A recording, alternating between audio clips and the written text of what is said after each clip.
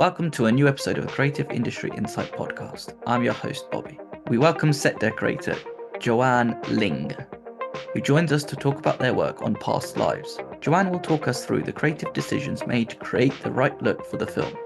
Please be warned, there are heavy spoilers in this episode. Now let's jump into the conversation with Joanne.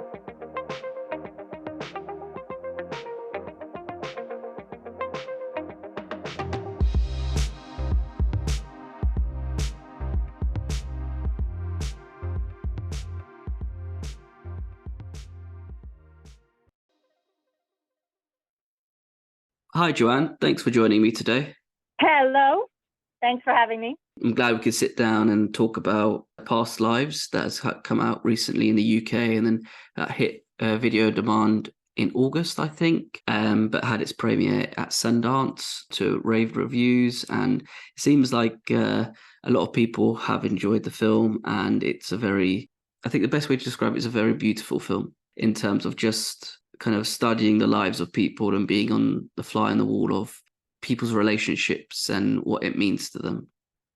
Agreed. I think that all of that came through from the script. When you read Celine's script, it is beautiful and economical and very tight, and you feel that you're really being told a beautiful tale, and it's got a lovely arc to it. And it's a film that all of us felt. You don't always feel this way, as I'm sure you know. You don't always feel like you know how something's going to hit, and you don't know if it's going to be big or whatever. But when you read this script, you knew this was going to be a beautiful story. It just was. She just crafted an exquisite script. And I think it's just the way you fall in love with the characters, and in a way you kind of you relate to them in a way, because there's times where, I don't know if you've had that, but when you've been with people where sometimes it doesn't work out, or it's just certain circumstances that get in the way of what happens, but then also the decisions that people make affect so many different things, but then there's the decisions that you make that then necessarily you might not meet other people, and it's kind of just like another sliding doors moment of how life happens. Yes, and I think that there's also a lot of space.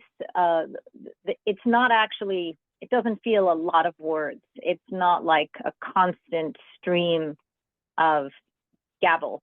It's economical. You're given enough to paint a character, and I think the theatrical. She comes from theater, and I think the theater shows. It's really clean, and it gives you a lot of help, guidance, latitude as well as a collaborator to work with material like this.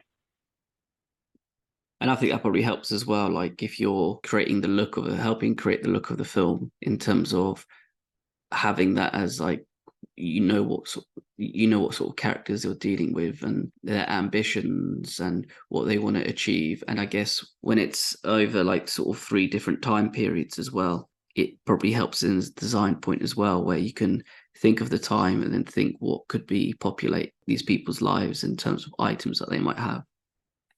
There's a bit of that. There's a universality about being a college student, for instance, and what's going to be in a dorm room. But there's a Grace Young, who is the designer, was very clear and very specific about nailing a Korean aesthetic.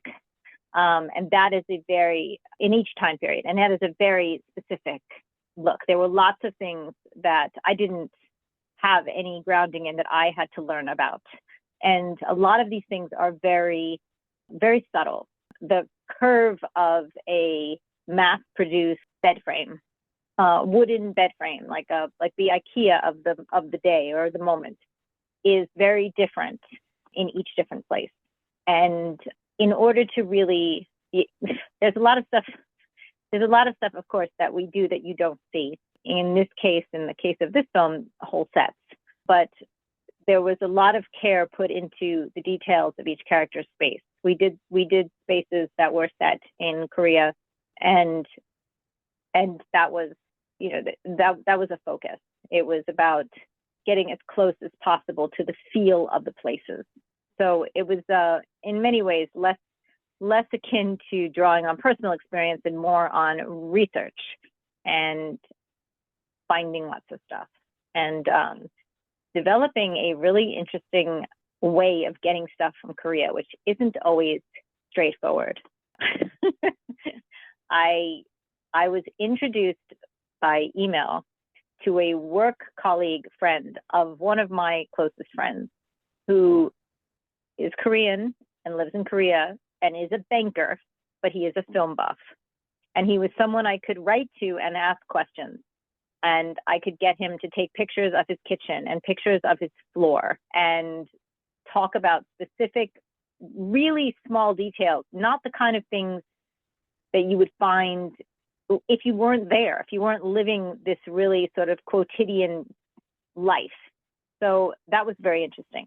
I wonder what this conversation must have been like at first with your friend, to just say, oh yeah, hi, I'm making this film, but I need these like really random images to really help in our research and what we need to do.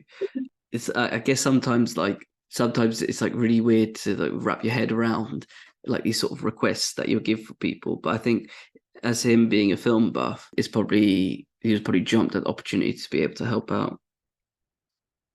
Exactly. He really, really was. And because he had a very straight job working in finance and really towing the company man line, he was kind of thrilled to be asked questions about something that he really could help with, that he had specialized knowledge in. It was a lot of fun. But yeah, in my job, I end up asking a lot of strange questions to people. And I have a friend in Arizona for another project who I needed him to send me pictures of his garage. There's all kinds of stuff like that. There's like weird details that really exist in life that you want to nail because they're real and it makes a difference. And we try to do that for sure. Again, it's like because there's always going to be like a big contrast between how things look in Korea and how they look in America. You're mentioning already about like bed frames and then what sort of things would look in dorms. I think like a big thing as well, it's like how in America, like the college students, they have like Apple products, whilst in Korea it would be something else. And you kind of notice that with the iPhone and also having a Mac. But do you feel as well, like as a set decorator, because you're doing a film that's set in modern times, but then also goes back a number of years, it's like also a period piece. How do you go about with your research to finding out what would be specific for those time periods, but also, even though it doesn't feel that long ago, acquiring some tech and other items might be quite difficult? Yeah, it is. It's always a little bit weird. And, thank goodness for, eBay, and you could get a lot of weird stuff. People have stuff. People have garages. They have these sheds full of weird things. There's somebody somewhere who's got piles and piles and piles of dot matrix paper. There's that guy. So you can find specific things. And it was interesting too, because there's the things that research shows you, and then there's the things that feel right to people who are there. So Grace, our designer, is Korean, has family in Korea, has spent a lot of time there. So I could do plenty of research and come up with what I think is, buy the things that are the Korean things and put all this stuff together. But ultimately, she's going to have a feel about if this is like, what's rubbing against, what's standing out, what is she bumping on, what's not working, or what it is working, or what it would need to make this work. And very often it was just sort of like the inclusion or exclusion of a single thing could make it feel right. And there's lots of stuff that you just have to fake, that you can't get the real stuff. You have to make a change. There's things like when we did Haeson's bedroom, which you really don't see very much, you only see him waking up in his bed, but his room was a set. a wood floor, a Korean wood floor, is a completely different kind of texture to our wood floors. Even though they're all wood and the tone might be the same, the actual feel of the boards, the grooves or lack of grooves, like they're absolutely smooth. And you might think you could find that. And in fact, you really can't find that. You could find like fake wood or vinyl that's a sheet that rolls out. But to find a wood floor that feels the richness of wood, that has the sort of warmth of wood, and that has no grooves and is completely smooth, like a bowling alley, is like it's like another whole thing. And yes, you could, if you had an unlimited budget or loads of time, you could make things. So you either have to find it or you have to make it. But we had neither. We had, we were not a high budget movie, and we had a very limited amount of time to gather our stuff. We had a very limited amount of studio time to construct our sets, to dress them. So those are really interesting sort of things to get around, to get something that feels right. I think you kind of maybe want to pull on a few other strings, and it's fascinating to hear in terms of just like the specs that need to go into designing and decorating sets, and how different cultures and cities and how they need to look, feel. And even when it comes down to something so small, minor detail like wood being used, and how that has to look on screen for people to really sort of be taken into that world.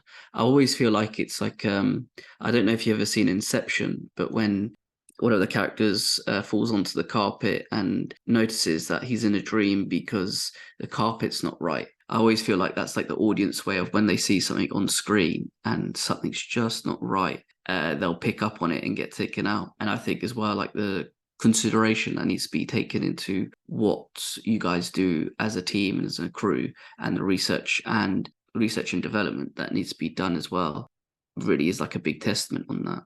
It's actually one of the most interesting parts of the job, for sure. It's the problem solving, sure, but it's also the sort of taking away everything superfluous kind of thing and figuring out, because you're dead right. The thing is that I get really did you see Eyes Wide Shut? This is my yes, many years ago. You know that film? Okay. So if you watch Eyes Wide Shut, it's supposed to take place in New York, and the light sockets in the walls, electric sockets in the walls, are not American. And I can't tell you how upset I am about that, because I've had people say, oh, well, it's all part of this displacing you from reality thing. It's intentional. And I don't think it's intentional. I think it's a mistake.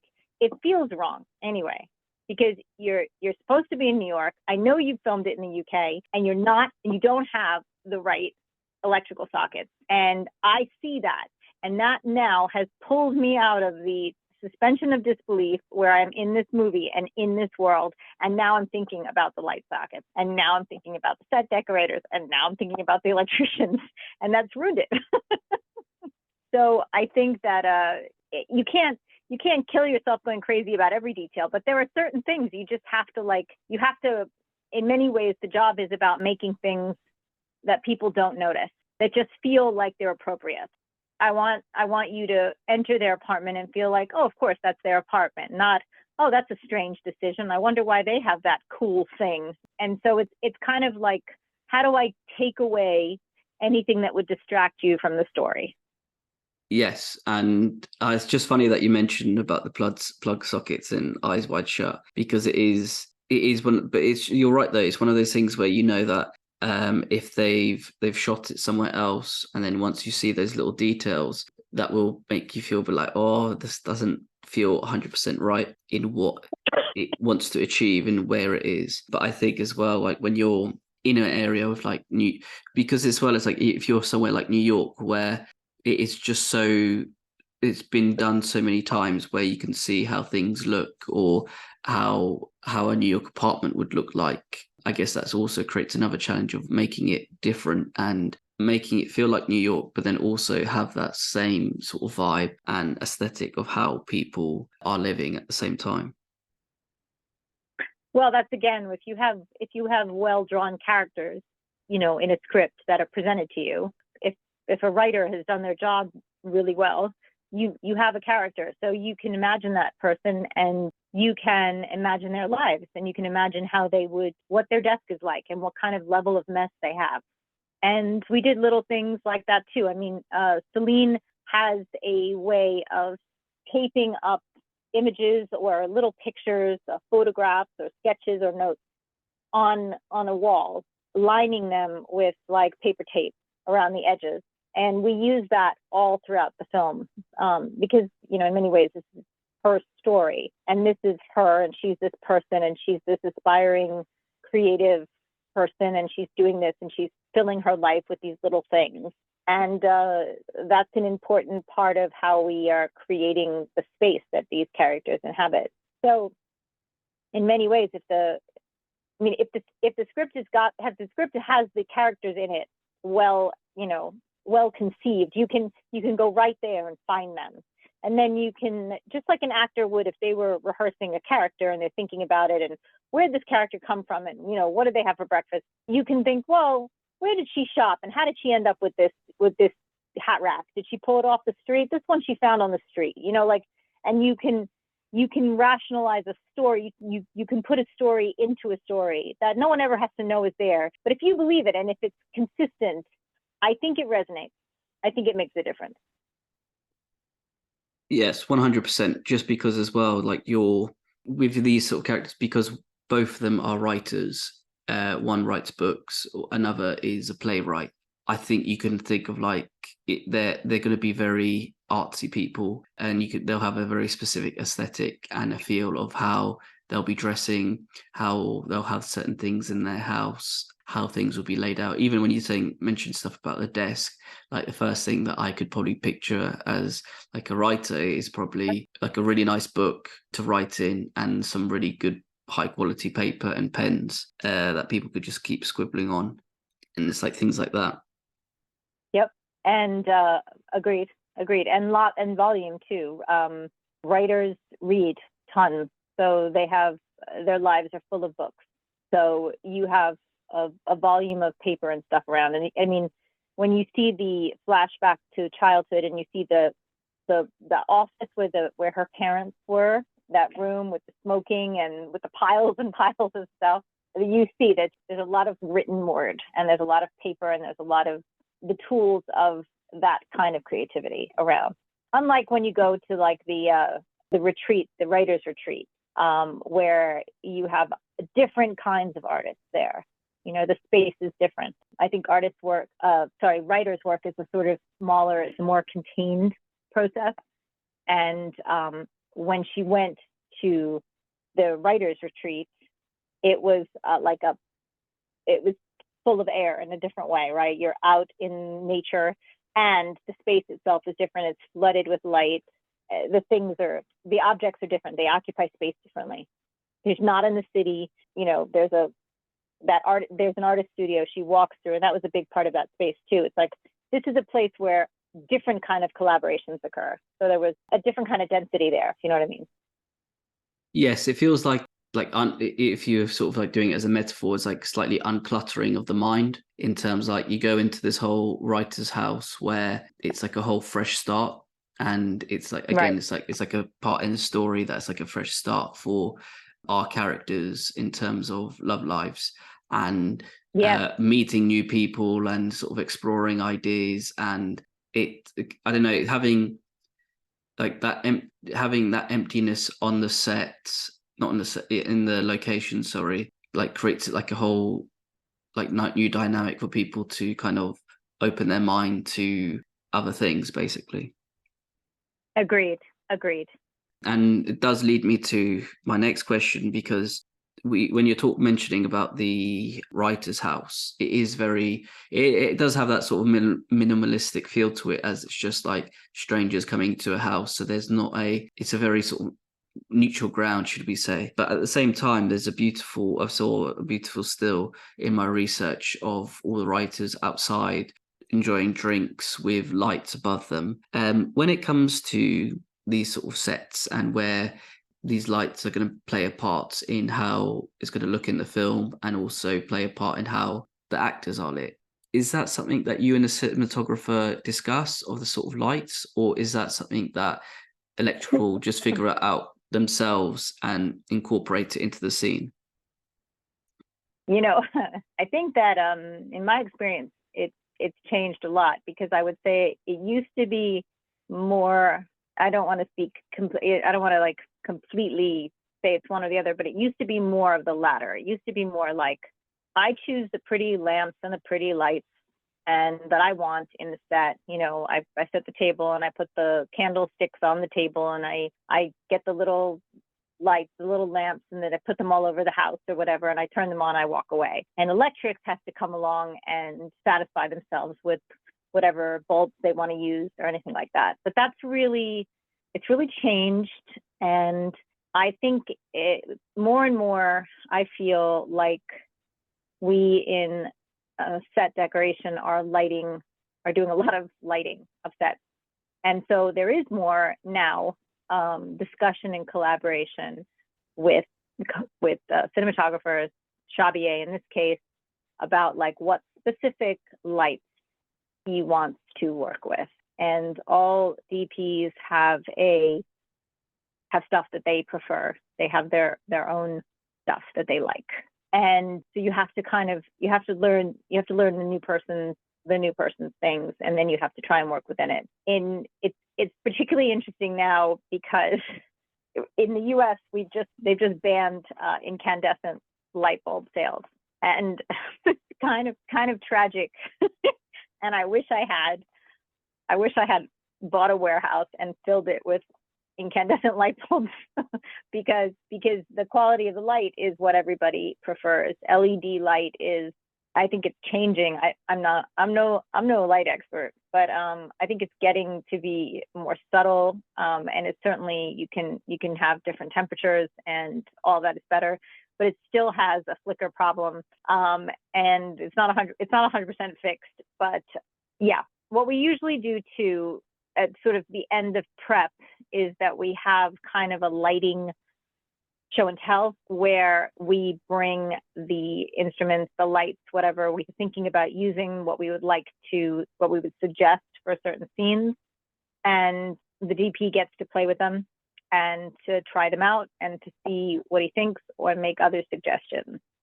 So at this point in time, in my experience, it's much more of a collaborative process where every style of light needs to be discussed. So yes, Chabier knew what kind of fairy lights we were hanging everywhere, or what kind of strong lights were going up in that scene. They were all previously he'd already had eyes on them and knew what was happening. He didn't walk into the scene and then have to figure that out. Yeah, well, that would be a complete nightmare to like a DOP if you had no idea what the lights would be like, especially with a film being shot on film itself. That probably would be like what absolutely like sort of minefield. But at the same time, having those discussions, because it would be going through what they would need, because as you said as well, how specific lights will be needed rather than LEDs with there's a flicker, and how these things just always like how it should be something really so simple, but actually there's a lot that needs to be thought about and what could be used and what cannot be used. Yeah, and I think the technology is just sort of racing ahead, and there's some really, really, really cool stuff now. I recently worked on a project, and it was like every single light was controllable, dimmable from the DP's iPhone. The whole set was like, he could play with it all, and he could change the color, and he could change. It was just amazing. It's definitely a collaborative process, and yeah, it's not really, there's very little in terms of these kind of things we're talking about that's left to chance. I mean, things like weather or like someone being sick, or there are lots of things that you just have to hope for, but things like this, like the lights, the objects, the things, those are pretty much like, that's like a military operation. In best case scenario, that's all planned. Everybody knows what's happening. Best case scenario. Well, I think as well, like having that tech where you could just control it from your iPhone, that's like, again, that's another thing where you just think like, wow, like back in the day, used to have somebody on the desktop would, this guy who would have this whole system built for them just to sort of use on one stage, and then they might need to wheel it to another stage or have the same setup on a completely different area. Yeah, it's just insane now how quickly technology has changed. And I think that, if you're up on, like if you're there's so many different qualities. Like working with film, it's a creative medium, but it has parameters. Everything has parameters, so it's kind of interesting to play with different mediums like that. And I think that the quality came through, don't you? I mean, the quality of the film, it felt like film, and I think that was really, really part of its sort of lusciousness as a movie.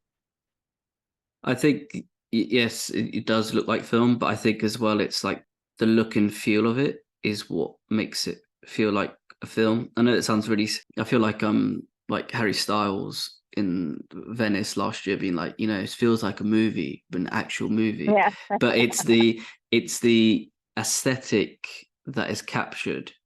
That's what makes it. You could feel like it's on film because it has the right sort of what's called like bulb temperature, should be. I think the like light temperature in terms of just how everybody's lit very warmly, and everything just looks like a painting in terms of Yeah. just even the landscape shots of New York. Like you could, us as an audience could probably Google a million photos or see a number of films where each person has captured it differently, but this way it still has that.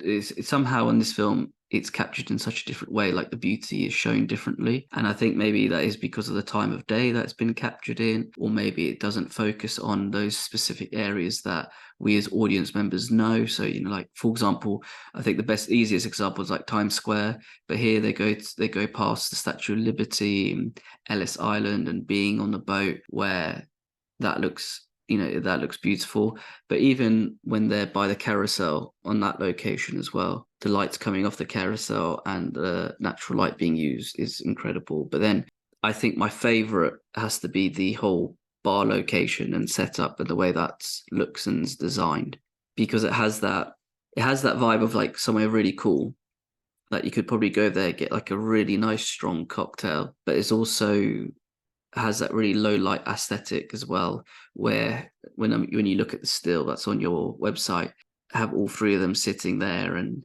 it just seems like a really cool place to be a part of. And I was going to ask as well, is like, it was with this sort of idea and design, was this written in script and it's like a cool trendy bar, or was it sort of that jazz club sort of vibe? So I think the thing about New York or London, it's the same, is that it's a major city that everybody knows about and everybody's heard of. And when you say you live in New York or you live in London, or you're from New York or you're from London, people know what you mean.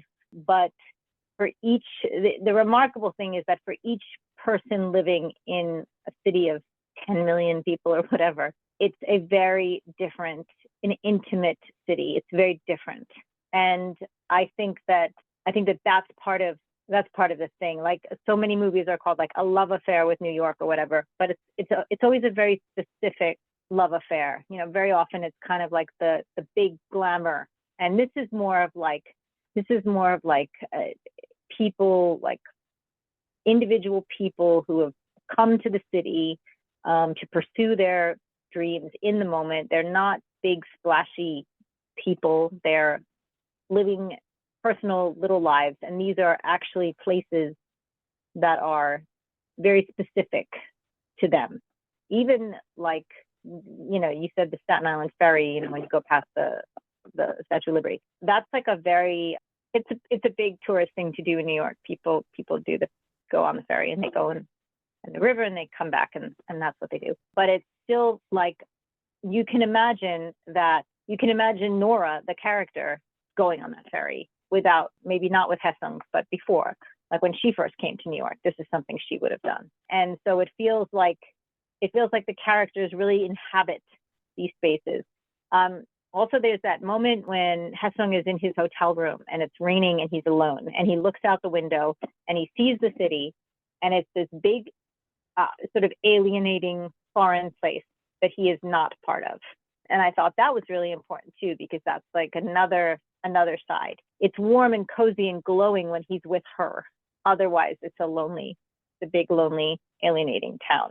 And so I don't think that this story was about cool people going to trendy bars. I think it was that they go to this bar, that Nora and her husband go to this bar, maybe, I don't know, a couple times a month or something on their, it's in their neighborhood, and they like to bring people there or something. So I think it's more intimate, but heightened, of course, because it's not a backwater, it's New York. So it is a heightened, but still kind of intimate thing, as opposed to being like the coolest, trendiest bar. It's been there a long time, that place. That place is old as the hills. It's a real bar, and you can go, and it's been there my whole life. So it's part of the furniture in a way that's sort of like that gives it a kind of lived in kind of glamour, as opposed to being a hot new thing kind of glamour. That's kind of the point, I think.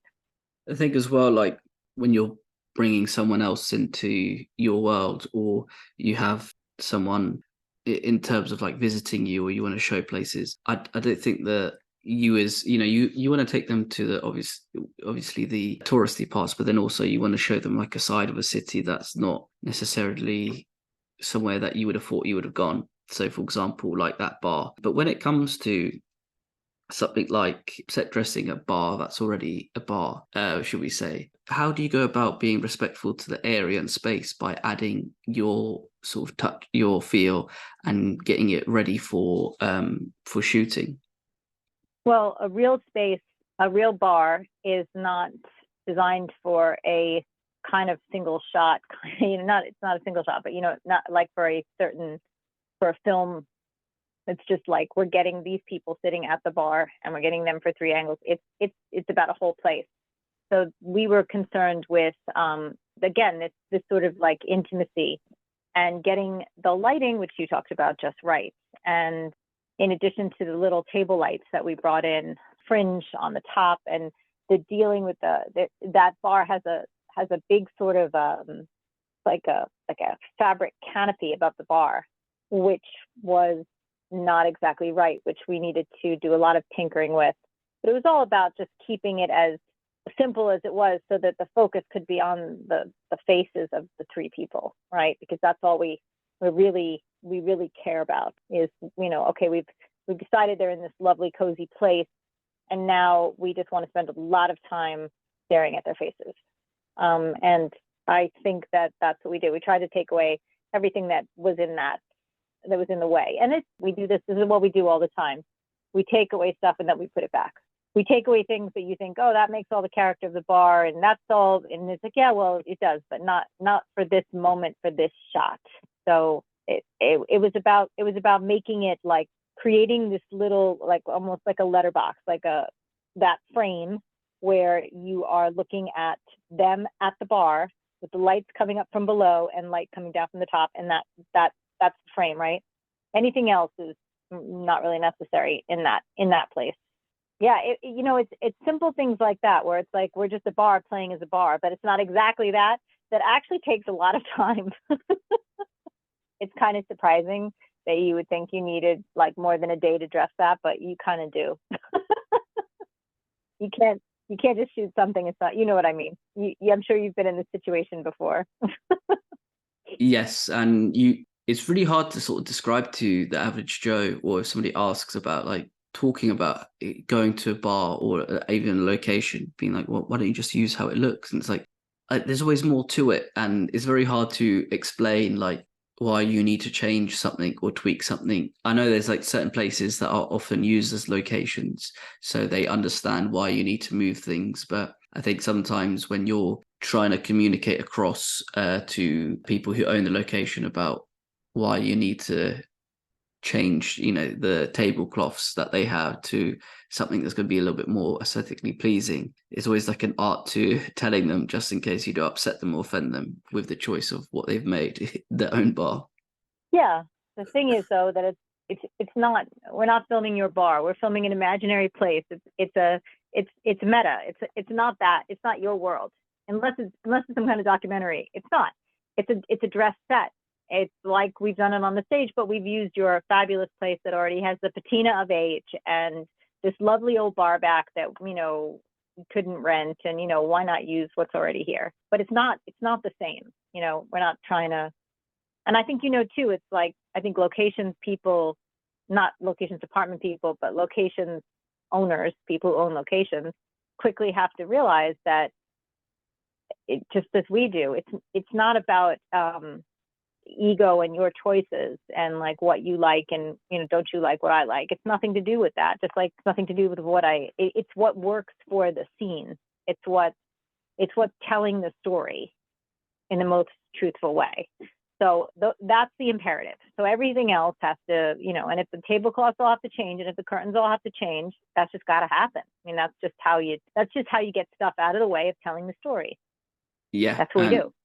Exactly. And it's about sort of getting the right feel and look for what you guys want to create. But I guess as well, like you mentioned as well, like the patina, and how that's always something that's really interesting in terms of like a design point. And I guess with locations, and it probably comes down to locations finding the right place, but then you guys, and then director obviously signing off on it, but then you guys coming in and working with what the patina is and how to incorporate that into your decorating and designing.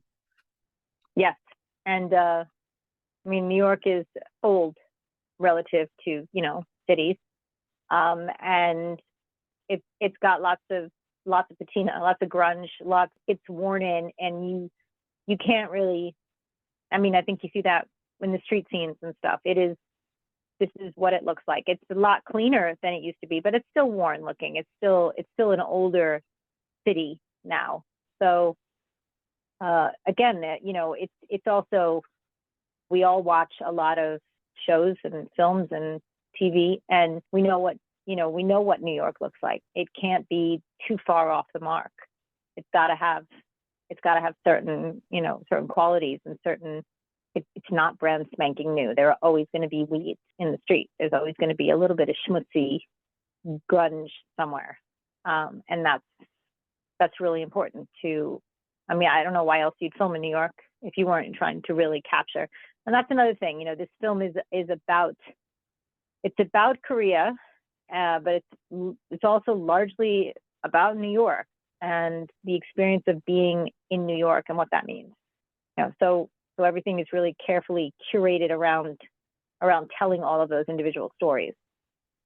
Yes, and as well, like with being in New York, there is always going to be a specific aesthetic that will go, and I think as well having it in two completely different areas set in the film, with one in Korea, one in America, you really get to sort of play on the idea of cultures and how different each culture is. So, for example, like one gets mentioned that he still lives with his parents. It's like, it's not a very American thing, but it's a very Korean thing, and how that sort of plays out as well. And seeing how another way of like the character losing their Korean identity and how it's being more embraced with their North American identity. Yeah, that's pretty important. That's the thing, right? Nora is, in a way, culturally, she's morphing, right? She's becoming more, or her whole education and young adult life is spent in North America. I don't know if the Toronto thing comes through. We did a set that you don't see that was her parents' house in Toronto. So she went from Korea to Toronto to New York, and there's no doubt that the sort of your style as you get older changes. You become less like your parents, you become more like yourself. And also in her case, she's becoming more Western in her taste, perhaps. But there's still going to be stuff that makes the sets her apart.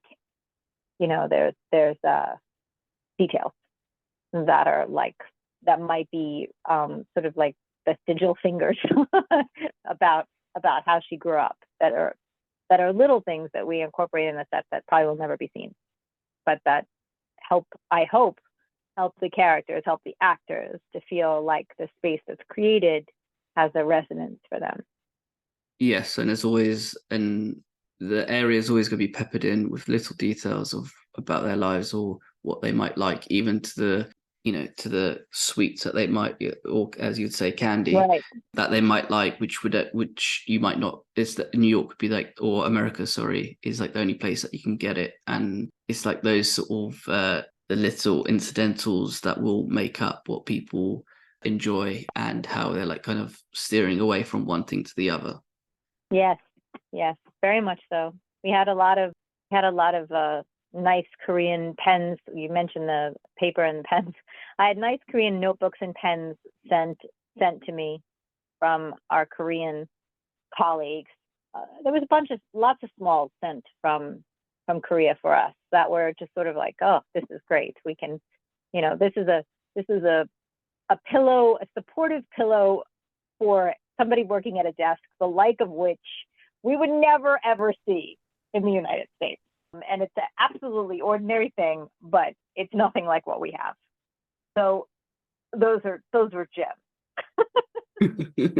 But on top of that, like when you're mentioning, I think those sort of things as well, it's like not even just as a audience member, but as someone working on the film, it's also just what a way to sort of discover new things as well, and understand other cultures without ever sort of like going there in a way, or sort of just getting stuff like something so simple like it's pens, where in my mind, there's just like a universal pen. It's something that you use every day, but how different that pen could be in another country, or the sort of ink, or even like paper thickness, or how paper is used. Because if you have a wrong pen on wrong paper, it's going to bleed through, or it might not write because something's wrong with the pen, or it's just those little things that like you just always have to sort of think about and keep that in mind.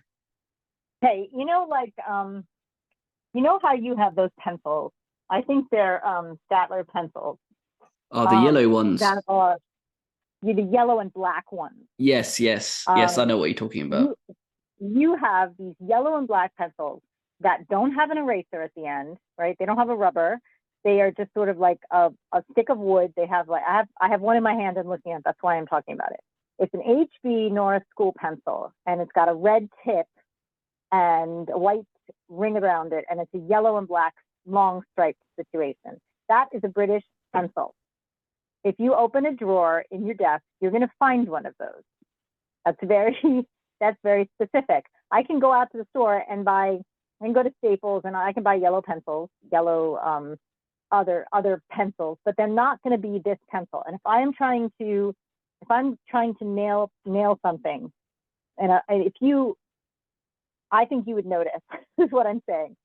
If you didn't see this pencil and I was doing a show that was set in the UK and you opened my desk drawer and there were like 3 sharp American pencils, you would on some level, like a Dixon Ticonderoga is a pencil we have, and it's got a different look. It's a different yellow, and it feels different. It's not the same. This is a pencil you see everywhere. You don't even see it. It's invisible.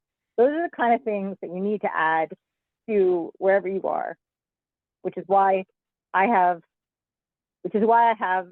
far too much stuff in my life, because I come across a thing of old pencils and I think I really need to save them because they're better than new pencils.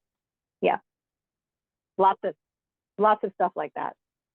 I just like now I'm just trying to picture various pencils in my life and what I used to have in my pencil case. And yeah, it's funny how you mentioned that pencil doesn't have an eraser on the top of it. You know the one I mean, right? Yeah, and like now I'm thinking it's like now it makes sense why you had to buy a separate rubber to make sure that you can get all, because it never had a razor on the top. It's just funny those little things as well where you need to sort of think about. It's dopey. I know, it sounds really funny. And see, the other thing is that you can get a lot of things from other places in the world. You can order things online, but sometimes you don't even know what to order. You don't know what to ask for. I don't know what is, I mean, if I Google Korean pencils, how do I know if the one that pops up on Korean, whatever, the Korean version of Amazon or whatever, is going to be the common as muck pencil? I don't know that. It could be the export pencil. I know this sounds really minute, but to me it does matter, and it really is a very nice touch when you can find things that you feel are like that lock a place together, like they make sense. You can go in a totally different direction if it's a fantasy world. If it's the future or whatever, you do whatever you want. But when you're talking about real people in real places, you want to get the right pencils. Just to wrap up the episode, what would you say? Actually, I've got two questions. So let's say this is my penultimate. So with my penultimate question, what do you think was the hardest prop for you guys to find and get for the film? I know what it was. It was Hesung's desk, which you never saw, but he had a bedroom and he had a desk. And we can find a whole bunch of pictures of what this thing is supposed to look like, but actually getting my hands on a period piece of very ordinary middle class Korean furniture from 20 years ago was really, really, really hard. So I'm sorry that I'm talking about something you've never seen, but that was really hard. Let me think if I can talk about anything that you have seen. Oh, that was a big time suck. Oh, I know. Here's a good one. We needed a piece of exterior, an art installation piece for the writer's retreat place. Okay. In the field. I think you only saw a little bit of it once. It's a sort of a huge black sculptural thing. And actually finding unique art is always an effort, because we need to get everything cleared. Everything needs to be signed off by the artist. You can't just show somebody's work on a film, right? So, and getting a huge installation piece like this, like something that is going to be delivered by a truck and visible from a distance, that kind of thing. It's a great big piece of art that you need to acquire, that's in the region where you need it to be, that someone can deliver. I mean, there are so many bits, and that the artist is willing to let you use it for not too much money is a very big challenge. And I was super lucky to have an amazing assistant who was a PA, whose name was Arman Madavi. And he took this challenge on and he was able to find this really exquisite piece of modern art and agree to a really great price and get the artist's own people to deliver it on a flatbed truck with a huge lift thing and bring it to the location. It was remarkable and really successful. And I wish you could have seen more of it, but it was perfect and he did it. He did a great job. Big shout out to him for sorting that out. And on top of that, getting them to deliver it as well. I'm not sure. He probably has the gift of the gab somehow to be able to organize that. Yes. Yes, he does.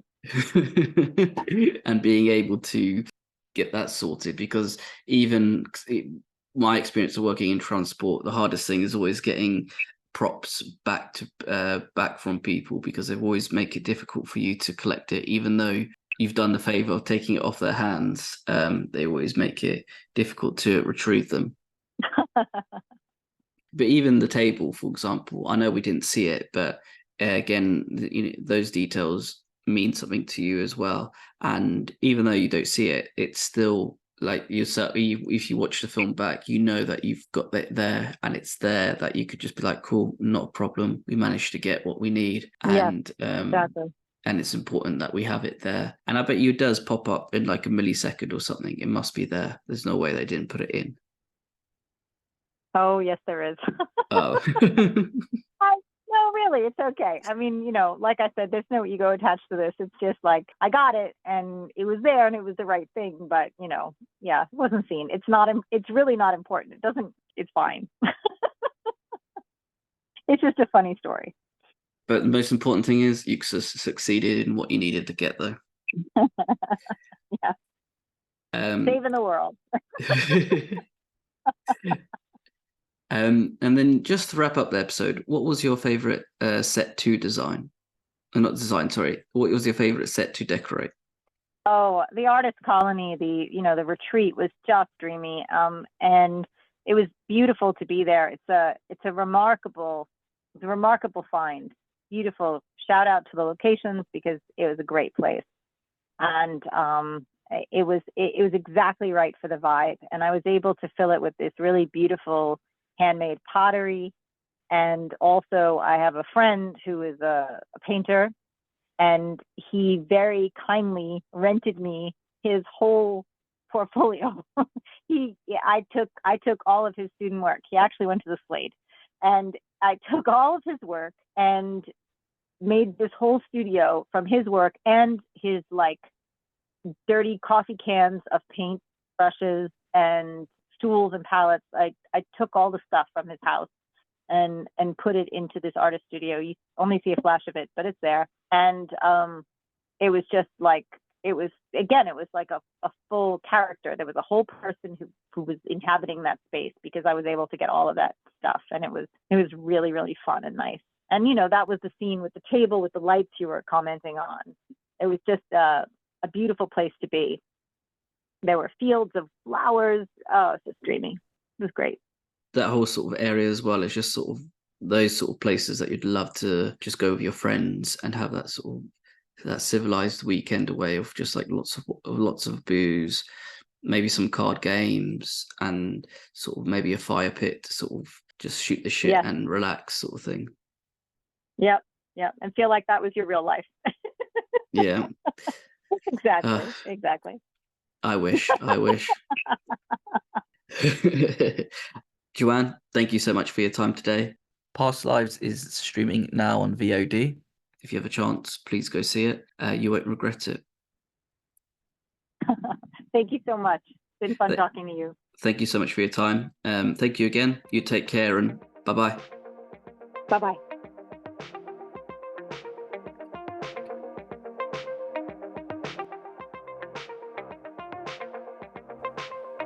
Thank you for listening. Please subscribe, rate, and review this podcast.